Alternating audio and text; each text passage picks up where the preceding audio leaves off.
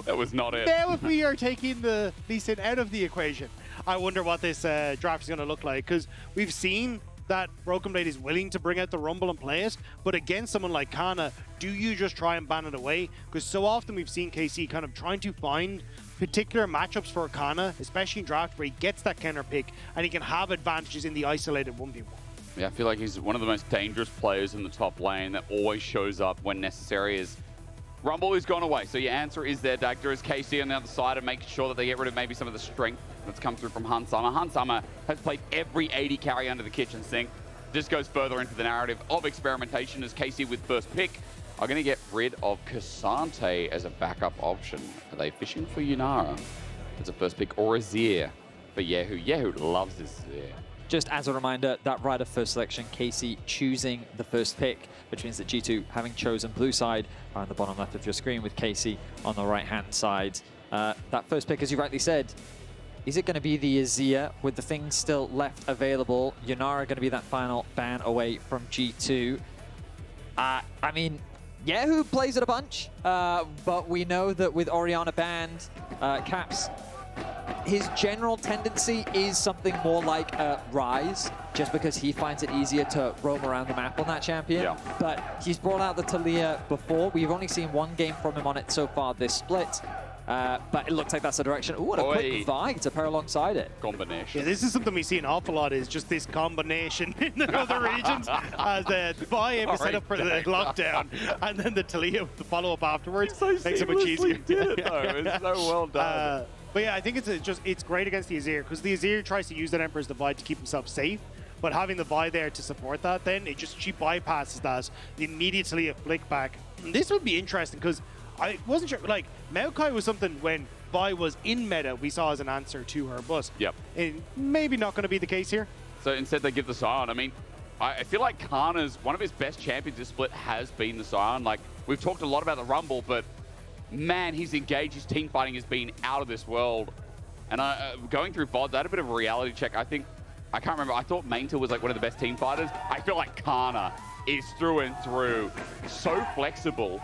And now when you've got long range engaged, gents, there's a front to back here for KC Brewing. I mean, what's funny is last year, I don't know if you guys remember this, but we had a sideline coach interview where we were like, so what's going on with KC? And we were like, well, we kind of made a mistake putting Canna on Sion specifically. Like, we want him on carries. We want him on stuff that he can have agency on. But they still believed in the long-term project, the plan of making sure that they figured out how to enable him on the Sion, how he could then contribute more to the team. And like, as you rightly said, I mean, when we think about Canna now, it feels like that there is no bad champion for him. Like, it feels like while his champion pool has always been under question, it feels like it's never really been pinched anymore. Like, you can't really do it. That, yeah. I think it's also just, I think we're seeing that adaptation in the meta where strong pushing bot lanes set you up for dragon takes. A tank top laner most of the time makes it more difficult for the enemy team to cross map as you take dragon. So I think we're seeing that evolution where this kind of is starting to become quote unquote the correct way to draft in this style. But you do already have the Gwen. You did well into the Sion, so strong pushing side lane there. Strong control from the Taliyah as well on the side lane. Already we're seeing G2 go into that 1-3-1 style that Vedius was talking about. So lanes are a priority here for G2. Let's see how they round out bot, as they've already gotten rid of something that can punish some of the immobility. Maybe questioning what they go for 80 carry. Vedius, what do you think? I mean, remember I mentioned Blitzcrank earlier? Yeah. So Labrov is the Blitzcrank guy. He is. Come on, Labrov. Give me that Blitzcrank. I wonder if KC will even consider banning it away. Okay, the only problem with the Blitzcrank in this situation is if you Blitzcrank a Sion, not ideal. Okay. Alistair going to be the ban. So, I mean, something like, you could do Thresh Aphelios if you wanted to, you could do Thresh Caitlyn. Oh no, Caitlin's banned, my apologies. You I don't even know if I could even see you going for an Enchanter here if you really wanted to match, because you've already got the buy for the setup and the engage. Nami Corki, also fine. Exactly, yeah. You think Lulu with something? I mean, we could get a Lulu Aphelios lane, but I don't know how you see that faring into... I mean, it has good shred in the front to back against It kind of depends on what G2 want. Do they want range? Do they want more fighting? Do they want more power? Looks like they're going for power. So Neeko going to be the lock-in, gives you just more team fighting, stronger laning, and while it doesn't offer the same sort of peel that other supports do, you then just need to give Hansama something that can kind of be self-sufficient. So both Ezreal and Corki both fit under that banner and both are available. Also counter pick for AD carry, so Summer just gets to choose what he plays into in this comp. What are KC going to round this out with? What have we got left when jungler still needs to be picked from Yike, Caliste still needs to show up, and a lot of AD carries have been banned. Just a side note there, Ezreal, considering there is no hard and fast tank on G2, not a bad choice. I also think that it's just when you're playing with supports that don't offer the best heal, Ezreal is just super self-sufficient. And he always pairs nicely with an Azir.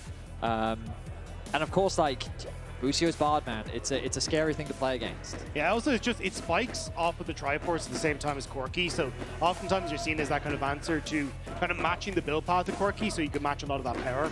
And so even if you go for the Corki here, which we're kind of talking about, I think you're fine. Nice. Okay. I mean, wow, this comp is all in. It's an old school answer into Ezreal, and I mean, it's obviously still one that's used today. But the idea is that because we've been seeing less Vi, I think part of that is the reason why we've been seeing less Kai'Sa. But now that Vi is here for SkewMond, Kai'Sa makes a lot of sense. A very easy champion to dive alongside with. Neeko can create a huge amount of space in the team fights. And the beauty of Kai'Sa is Sion, Azir, Ezreal wants to play front to back. Kai'Sa can ignore the front, head straight to the back. Especially when Yike is going to commit in. I'm looking at some real funky interactions that can happen here with Summer and his repositioning. I'm glad you brought it up, because G2 and KC complete different directions of comp, and it is nice when you see, like, within a team's drive, you see this universality of like what they want to do, right? G2 obviously strong lanes here, Jet in the solo lanes. But that dive is unreal, as well as that snap engage. I do feel like, though, if G2 start to fall behind, they are going to struggle in this Agreed, game. yeah. Like, you're kind of a one-shot combo of go in with the Vi, immediately kill someone, and hope you can win the fight off of that. If you don't have that power, or Vi ends up getting taken out before the game, or before the fight starts, I think you'll end up in a lot more trouble. So for G2, early game is going to be on SkewMond and Labrov to try and control and dictate that against Yike and Busio. Well, ladies and gentlemen, our second game of the day, our second ticket to give away, G2 or KC. How will they find their way? Mkoi sit waiting in the top three to see who they'll verse out of this best of three. Welcome back to Summoner's Rift. And I want to talk about just the rivalry that's been developing between both G2 and KC over the last few years now, because obviously when KC first joined the league, they were a bottom of the placement team. But now, this rivalry has been budding pretty beautifully over the last year in the fact that they've kind of been getting the better of one another as time has gone by. And it was in winter of last year where KC was able to beat G2 in that final to secure their first title. And then KC just kind of slowly started to get weaker as the year progressed, ultimately failing to make Worlds in summer when we expected them very much so, whereas G2 in contrast finally made it to a quarterfinals after so many years of not being able to do it at the World Championship. Yeah, but that's what prompted a lot of the KC changes that we see, like kyeahoo coming in, Busio coming in, and that has now prompted them to look very good coming in as the first seed from LEC Versus, especially with picks like Busio on his Bard. kyeahoo's been very comfortable on the Azir. It feels like it's comfort for the two new carries in KC. Absolutely, and it's a pretty interesting contrast of developmental stories, because KC recognizing, you know what, the roster that we had wasn't enough and we needed to make changes, in contrast to G2 saying we believe in the project, we want to keep believing and growing with the group that we have. And this will be the first test for both rosters to see ultimately who's off to a better start in their decisions. Well, gents, a quick side note. I mean, I completely glaze over the fact that Busio got barred, but he keeps getting this champion. So far in LEC Versus, he's 2-0 on it for the slim margins that he's actually been able to pick it up. And so again, getting a bit of comfort here as small trades happen between Caps and kyeahoo in the mid lane. And Caps trying to get the better here. And I just love that the analyst desk was talking about, you know, winter is coming, the ambiguity of the statement, when Rasmus Winter is the core carry once again of G2. Same old story as KC, our winter champions here, fighting for that same spot. Now BrokenBlade, bit of proxy here on a low health bar, but be able to snip the wave down, no jungler in sight. Yeah, knew that you had Zaahen path with the bottom side. I just wanted to take a quick look at the bottom lane though, because Sam and Labrov have actually been doing a decent job. Busio very low on mana, so has been using a lot of the W in lane to keep themselves topped up. And you've already got like pots burnt on both sides. But still it means that Busio are going to be searching for those shrines. Managed to get one there, but nearly it goes into waiting hands. Labrov and Sama as they're going for the crab. First crab going to be acquired in the meantime. Popping up for Yike here. Opposite side of the map. Caps has got a slight push in here as a threaded volley is going to get almost a full wave. Extended edition will find its mark here. Give a good time for Caps to probably walk it out. Remember, he has taken Ghost in this lane, as we've seen a lot of Taliyahs do. With home guards, I do feel like it is easier in mid and especially top. Take whatever you want. I'm just sad, gents, that top laners haven't really extended past the fact of taking TP and looking for the shield. But that's kind of pro play, isn't it? Well, it's because you're so focused on dragons in this meta that if you don't take the TP, you'll go towards the 7-minute timer your TP rather than the 5-minute timer. So oftentimes you kind of need someone who is definitively going to take it to always be present on a side lane, and that's kind of oftentimes falling to the top laners in those scenarios. Hang on. Meanwhile, a bit of a trade in bot. We must be looking there because Busio's in trouble, but we go back to the gank in top because SkewMond looking for the flash, finds it onto Canna early. The Vault Breaker there, it's Matt. Flash for flash. SkewMond gets in and gets first blood.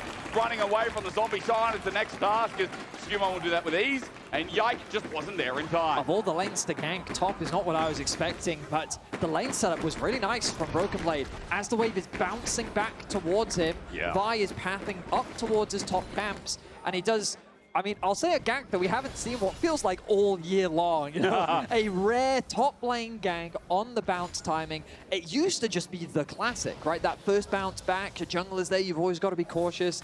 But yeah, very nicely played by SkewMond. They get the flash out from the Sion. And observers, if we could just pan back up to top lane, we should be able to highlight, look at how awkward this wave is now for Canna. He does have that ward in river. They also did get that crab on the top side, but this is really uncomfortable for the Sion to be in, who should feel a little bit safe just because the jungler should be pathing towards bot. Flash tangle barbs. Yeah, who flashes away just in time. Yeah. Nice play though, coming through from Labrov, because it does, by burning the flash on kyeahoo, it keeps Cap safer as Emperor's Divide is about to come up. So at least having a little bit more vulnerability there makes KC a little bit less likely to try and go for some big play in mid. And something you said, Dagda, was that G2 need to be getting their laners ahead early. They need to be super proactive in the early game, because when you have this 1-3-1 style, if your solo laners fall behind, that's not great. And so the fact that they've already found a gank in the top lane, Labrov is already roaming around the map and gets the flash out of kyeahoo, I mean, G2 couldn't really be asking for a better start.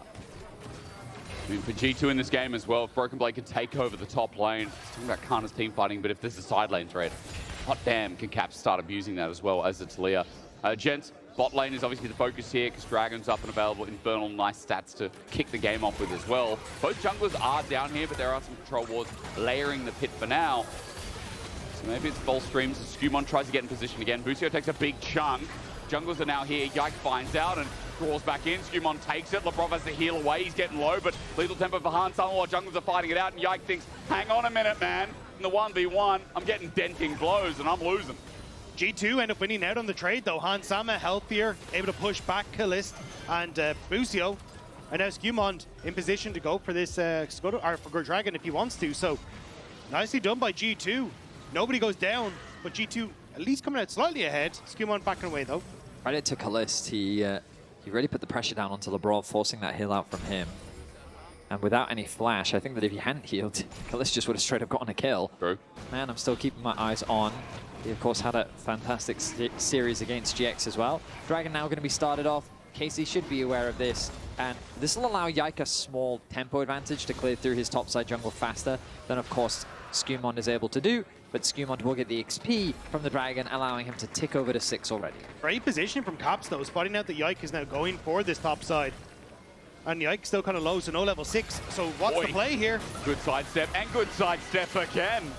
Labrov came up as a minion. I wasn't sure he read that, but kyeahoo was onto him. kyeahoo needed to do that. G2 were either making the play on him or making the play on Yike, who's still level 5 and half HP. So actually, he didn't even get the crab, because G2 could have immediately collapsed onto Yike or look for the kyeahoo play, who was flashless, but not able to connect on either.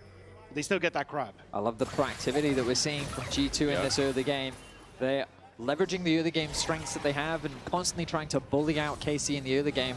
And look at the gold lead that that's resulted in already. It's blue at the bottom of your screen. It is advantage across the board, and it's simply due to the pressure that G2 is able to garner from the early skirmishing. Now, of course, this isn't all doom and gloom for KC. They're not out of this game by any means. Their comp does scale. The whole point is to play that front to back around these neutral objectives. But in order for G2 to kind of get ahead of the curve, they need to be demonstrating these proactive plays.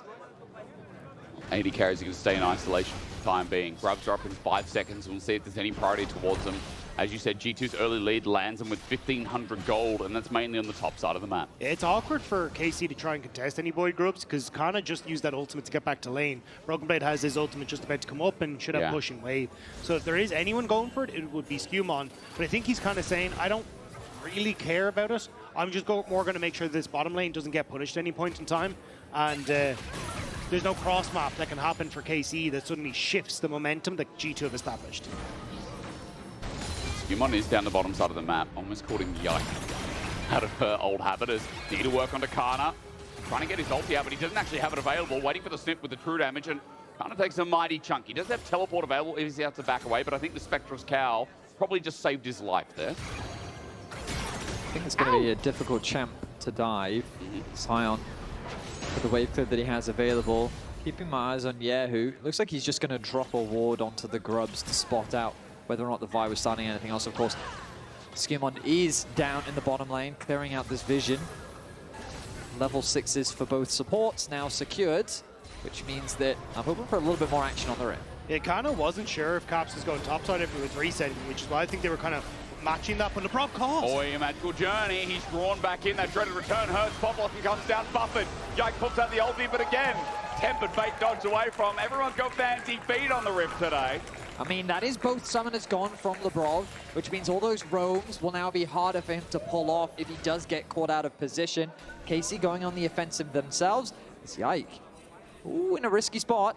Again, he doesn't have that Grim Deliverance, so he can't get out, or I guess he can press E over the wall, never mind. I forgot. He's also got a couple of dashes. And ooh, kyeahoo. Miscalculated how much damage the tower would do to that Canna minion there.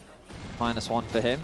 As Caps built up a bit of a gold advantage, largely thanks to that tower plate. He's able to get into the middle lane. Labrov has snuck his way in. I think kyeahoo sees that one. I think he does indeed. A little bit sus when the minions stop moving, as more plate's going to go the way of Caps, and G2, their gold lead inching forward and forward. 2.3k now, and there are pings going down from G2, thinking about the grubs here. Well, KC try to stop anything that's happening in the bot side, or rather that was just Busio. Bot lanes are going to back away, and with them off the map, maybe that adds too much pressure for KC to think about a return here. Okay, so grub's going to be secured as well. G2 controlling all of the early game objectives, and they now have a 2k gold lead. Most of that sitting on BrokenBlade, but SkewMond is right there next to him, and look at the camp difference. Like, SkewMond has been powering through along with getting that first blood. G2 is in a very good position here in the early game. There's very little that KC can kind of do to respond. The map isn't in a position where they can look for counter push or for trades. Busio has been sticking around in this bottom side to help Caliste get push, but it hasn't really amounted to anything. So from G2 side, this has kind of been the best that you could hope for in this early stage. So Rootmaker picked up for top as well. BrokenBlade close to cresting towards 1,000 gold. Only a small gold lead, but he's been able to approach those plates more often than not. Top in isolation, always going to be good news here for G2 as we count down towards 20 seconds for this Drake. This first item's only for the top side of the map, and let's look towards bot for now. Cosmic Binding does connect. Busio tries to read the unreadable. Hansama gets a barrier down. Busio gets chunked a bit, but there is now a summonerless Hansama outside of his flash. 6 seconds until the Dragon push on bot side. They have the opportunity to move across for KC. There's a push in mid though, which makes it very difficult for them to try and contest. kyeahoo going to look for the reset and TP in. I think he's going to be able to get it off. He's got enough gold as well for his item, which means that he can TP back to mids, and there it is. Nash's Tooth completed. Nice spike for the Azir. G2 though don't want to give this up for free. Okay, late engage, 2k. Weaver's War coming in from Caps on the flank, though. Busio gets out with a magical journey, and isolated is this Zaahen, and Yike just gets popped back. Caps says, see you later, old buddy. As Yeri doesn't even think about committing. KC have lost the Dragon. G2 came in with the snatch, and 3.5k now the lead after a brilliant pick coordinated well. The anti-synergy between Busio and Yike. Yike goes up into the ult as Busio Zonyas is the target, and he wants to put he wanted cannon! He wanted the cannon! And now buff it out kyeahoo! He's already in lethal tempo. It's a cease and desist for kyeahoo in the 1v1. I think he wins out the long con. Vault Breaker. Range is running out as Busio's nearby. Caps got greedy. kyeahoo with the punish to make something out of a bad play, because G2, they got a kill, they got a dragon, they're starting to snowball, and KC needed to alleviate this pressure. Yeah, but watch the anti-synergy here. So Yike when you hit the ultimate, you heal off the damage dealt. But because SkewMond isn't there, there is nowhere to heal. True. Caps also gets the flick back, and he immediately goes down. I think Yike just needed to try and escape. He was so focused on the dragon that ends up getting the kill across and the dragon. Nice wall there from Caps to initiate the fight, to already introduce a ton of chaos into the river. But the gold still at about 2.2k. Now everyone is looking at kyeahoo to be that carry for KC. But you're seeing how quickly G2 can collapse in these fights. It is so easy for them to just go. And that is the whole point of this composition. It's very, well, 2025, I would say. This is the type of drafts we saw a lot of last year. We even heard on the desk talking about how Vi had fallen out of the meta, but this is what Vi was really good at, enabling champions to just go. And that is exactly what G2 is looking to do around these new rules. Hard to react. That's what we want to see. And the snap engager comes from Taliyah as well. That pairing, very powerful combination. And I feel like for SkewMond here in this game, it's been pretty clean. And as we said, like, G2 were finding inter-lane leads. Is that a word? Let's just call it lane leads. And all SkewMond had to do was hover. And in this early game, it's been great for them. Still 2.5k gold lead, the dragon stolen. And now we wait for the Herald that can really burst open the game and put some more gold on the strides of these G2 carries. Yeah, I think if I'm KC, though, what I want to be doing is looking for picks before objective spawn. G2 are doing a very good job of controlling lanes to make sure that they are able to look for picks and set themselves up with like a flank for Caps with that Weaver's Wall. So I think you have to kind of drop one of these lanes and just all in on probably a mid play, see if you can pick off Hans Sama, and then try and get some of this tempo back, because with the position that G2 are in, it's just too difficult to do. But maybe G2 are in the best position to find the flank onto kyeahoo. He's going to face check this way for the Tangle Barbs at melee range as well. Pop Blossom comes in, still finds a knockup after the wall, but Yike's coming in. Dreaded Return doesn't connect, and the flick doesn't either. G2 are ready to snap down, but I think Yike helped the play. There just wasn't enough damage connecting. Can we just comment on how kyeahoo seems incredibly difficult to CC? Yes. Like, that man is so aware of all of the things that could kill him, and he just dances around them beautifully. And when there's a point and click pointed at his head, it feels very difficult to lock this man down. Second time round, isn't it? And just with one play, KC, they find themselves on the Herald. Nice and easily done. Yeah, and just thanks to awards, spots out the Labrov is top. kyeahoo, incredible acting, deserves an Oscar. True. And they're just able to shut down the play from G2, and that's what I was kind of talking about, like finding moments for KC to just find these small swings. Because if you can start to get control back, it becomes more difficult then for G2 to set up the map in their favor and like use this Taliyah to their full advantage. Decimating smash, but meanwhile here comes the jungle into the bot lane. Canna's going to get needlework. BrokenBlade using the rest up of his mana bar, but Busio is also on the way. One more charge available. SkewMond has to get on out of there, but a Cosmic Fighting connecting, but there's no damage here. There's no one else, and Yike is actually on the top side of the map, so Busio is literally just covering, threatening that there could be a jungler soon. Little clap from the audience. Someone really liked that play. Yeah, again. Yeah. Bro, He's cheeky. Can't you just be like the rest of us and be shopping and just get hit? Can you just do that? Hang on. He didn't get hit. AoE. Oh my god, he got hit. Caps keeping the pressure up in the top lane as Dragon 39 seconds away. KC, they want to be ready to fight this one. And with a lot of item spikes coming through for both sides. Kind of these first items though, that Trinity Force always makes me a little bit concerned. It is a strong position for Caliste to be in, even though he's a level down. Ooh, binding, but nice. They are thinking this. They did know this. Busio and Caliste tank up a little bit. That was a dangerous arcane shift though, because the immediate ult follow-up from Labrov could have happened. So I think just the fact that there wasn't enough vision in River. Oh, angle, Pop Blossom, it turns good though onto kyeahoo though. They need more engaged. Tempered Fate holds up KC as double TP comes in, and it's SkewMond who sets up with a Vault Breaker, teleport in as well. It's getting messy, but BrokenBlade has a backline angle. He snips Busio, flashes away his Caps. Can't reach at the back end. Herald might be an engaged one. Does KC still have the health bars on 4 carries? And the ulti from Canna that runs aground. So Yike's going to turn it around and find mid lane turret instead. It looked a little dicey. KC threatening with that Herald. Still looks Over dicey, Dagda. What is happening? All right, I guess skill shots need to connect to continue this one. BrokenBlade's dealing with Canna. There's no ultimates available on KC, whereas SkewMond, Hansam, and BrokenBlade still have theirs available. So G2 from this position with the ult economy, I think should be able to achieve their goal as BrokenBlade just going to take that tower on Canna's face. Canna's got a good shield though, and the rest of KC coming in onto the needlework. BrokenBlade going to take on the world, and guess what? The world is watching. They're dying, in fact. Yike dies. Remember that deliverance was in the ground as G2 find the enemy jungle, and third dragon, that sits up as the prize. I mean, G2 just don't waste any time. They're playing through their solo lane so effectively. BrokenBlade knows that there's no one to stop him. I think it has to be kyeahoo to kind of slow him down on the side lane. But with the health advantage that they had gained, it was BrokenBlade that chunks up Busio. It was him that forces Busio back to base. With the numbers advantage, he turns his attention down to bot lane. He gets himself another tower. And then with his team, they force KC back, and they converted into their third dragon of the game. Huge credit to G2. This was a draft where they needed to leverage the strength of their solo laners, and they're doing just that. Also, just massive shout out to SkewMond and Labrov, who have already been keeping Busio in check, keeping Yike in check. Because when we look back at the last time these two teams faced off, whatever about the Lisa in top, it was Busio controlling bot lane with Caliste, roaming and working with Yike, and just keeping the pace of the game in KC's dictation. That's not what's happening this time around. G2 are controlling where Busio gets to go. Labrov is the one starting the engages. G2 are using their push advantage, and it's making it much more difficult for KC to have control of the game. I mean, in the regular season, you can see that, like, this is why Busio is in the conversation for best support. It's strange that we're highlighting Labrov, but it's very well deserved in this game. Neeko, the playmaker, I remember this last year. I mean, you can see them in the rankings. They are very close to each other.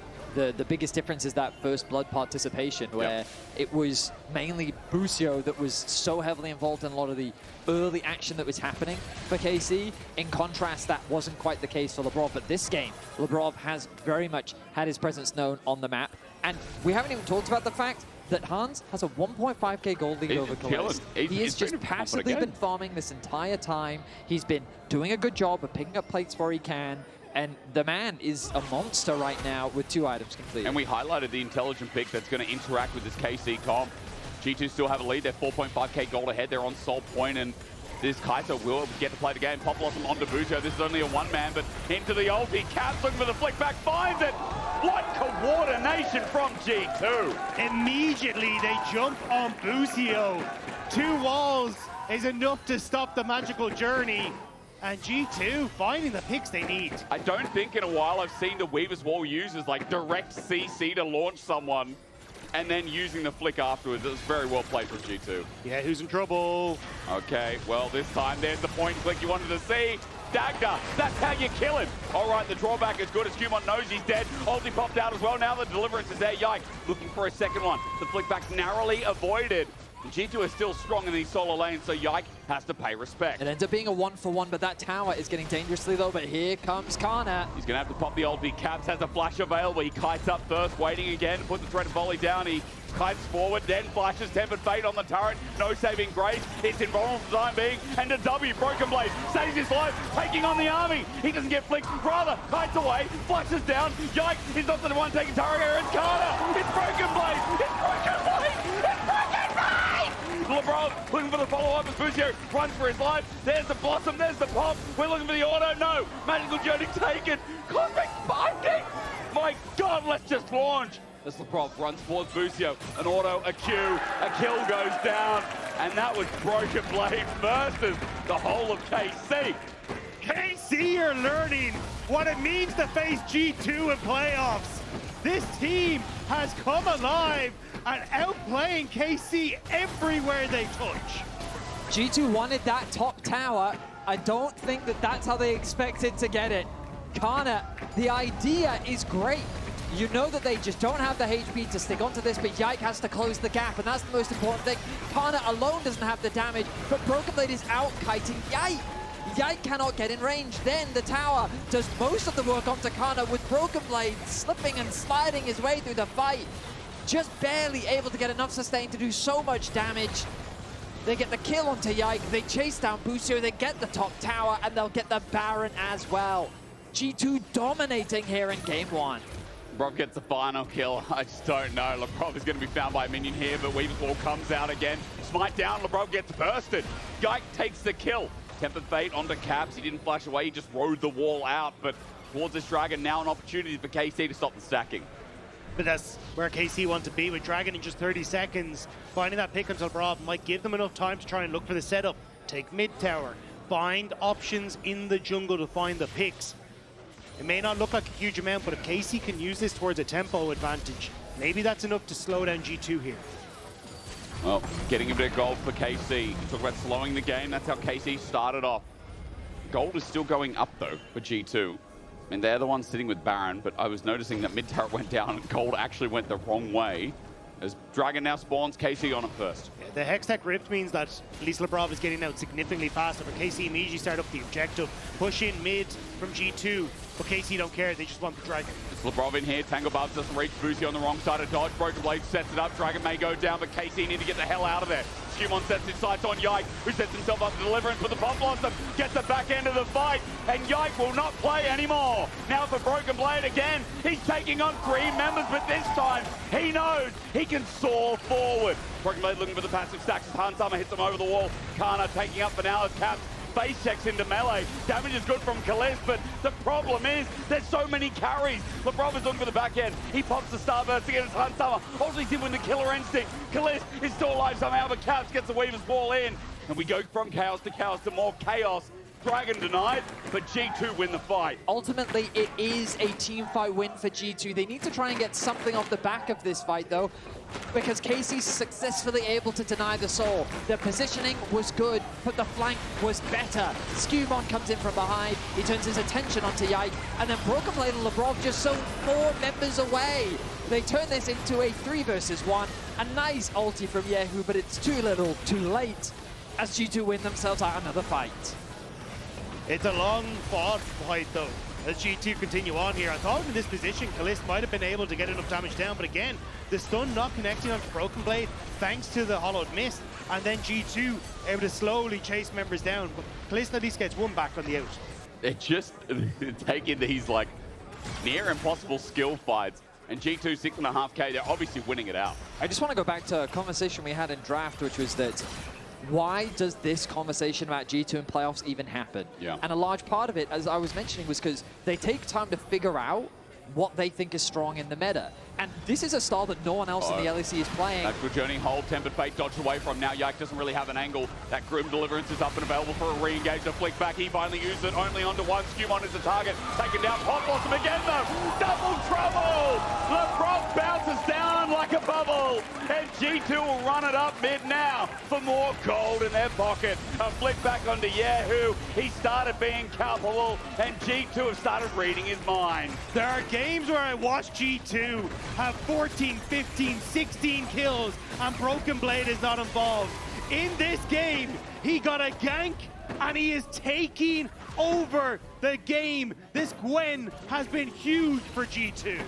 KC thought that they had found a pick in the middle lane, but it was a long con, as a nice flank is found by Labrov.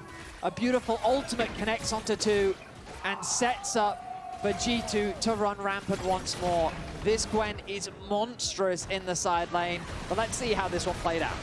It's the intelligence of BB in the side lane. Knows he has the push, immediately groups with Labrov. A great flank again from the G2 support. This Neeko's doing work, but we're back into the jungle. No one is there, but it's G2 running amok wherever they please. And again, it's this 1-3-1 style. We already saw the Gwen coming out from them in their Heritage series, and the fact that they're leveraging this early game focused comp where you need to be finding advantages through your solo lanes. SkewMond did exactly that. Labrov played towards mid. They left Hansama isolated, knowing that the Kai'Sa into the Ezreal is an easy lane for the Kai'Sa to just freely farm away. And again, we talk so much about BrokenBlade. Hans, 303, 2.5k gold lead. He's there in the back line, ready to be a carry in the event that BrokenBlade and Caps need that extra bit of help. I mean, Caps doesn't need help because he's landing. I feel like all of these Ws, like Caps has been on point as well.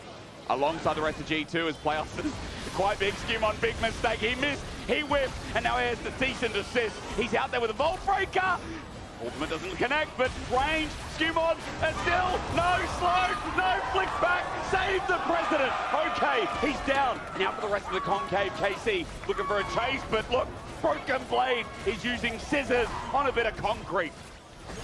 He's snipping his way through that bottom side of the map as KC. He can use Hexgate. Yeah, Later. KC Use the Hexgate. wanted to go for Baron. Kyeahoo is coming, but BrokenBlade. He wins. He's dancing around them. He is making fun of them in this game. Caps. Yike now. He's looking for caps, but I don't think he's going to connect anything. The Baron is alive, 7 seconds. SkewMond isn't there to contest. KC have a narrow window where they have to force this, and they're going to do it. But as TP gets committed, mid wave is pushing in, bot wave is pushing in. They're not Here super, comes Gwen. but the pressure is there. Busio took a magical journey from hell. Oh my God, Tempered Fade on himself, but there's still a bit of needlework. Busio said, Yike got the tip hit as well, and the needle strike true. Pop Bottom, flash. Yeah, who's the next target? Hunsummer hook that ultimate to the back line. It's decimating smash onto couch. It's flash. Winter is coming. KC have Canna left alive, but there is nothing he can do in the midst of G2. KC took the one opportunity that they saw, but it is not enough. G2 rout them, and they will take the Baron. My goodness, a quick trim off the top as BrokenBlade starts that fight off with a monstrous play. Zero fear in his eyes. He flies it straight into the KC group. The Baron, a desperate attempt from KC, which is quickly thwarted. The soul is available as well. I think Caps has already started that objective off. SkewMond's going to head over and help him now. But my goodness, I was expecting this series to be a close one. He's turning a Tempered Fate. Okay, Gwen is immune. Wait for the third. Needle whack. Everyone, BrokenBlade flashed on. Threat of return brings him back in. But in the 1v3, I'm scared. You're going to get that ulting down. That's good for Yike. But he gets flashed on BrokenBlade. Close. The fact that he's taken on 3 and coming close to 2 carries is very scary for KC. I mean, the good news for Caliste is he gets a big shutdown, but it's BrokenBlade that starts this fight off. He picks a fight with Busio and knows once this wears off, I'm going to do some serious damage in the pit. But for KC, they weren't in a position to follow up. Caliste is in the back of the pit with nowhere to go. And even though Busio ends up with a double stun onto Caps and Hansama, they weren't able to do anything. G2 in a 4 versus 5 come out on top. I mean, that with that flash timing, Caps on the, he was smashing the D on his keyboard, no F. He's smashing the F on his keyboard coming out of that Zhonya's. And the timing was immaculate. G2 with a 13,000 gold lead. They've got the Hextech Soul, and the base is not even broken outside of that bottom inhibitor turret. There's still inhibitors to go. There's still Nexus turrets to go. G2 are power playing towards this 20k gold lead. And once again in playoffs, showing that G2 are a very different beast. KC trying to set up for a pick on the bottom side of the map, hoping that BrokenBlade might just poke his head out a little bit too far. But now have to reset as those waves start to crash in towards the turrets. A minute 15 for G2 left. I don't think they'll get much off the Baron push, but still control in their favor. Don't have to do much, do they?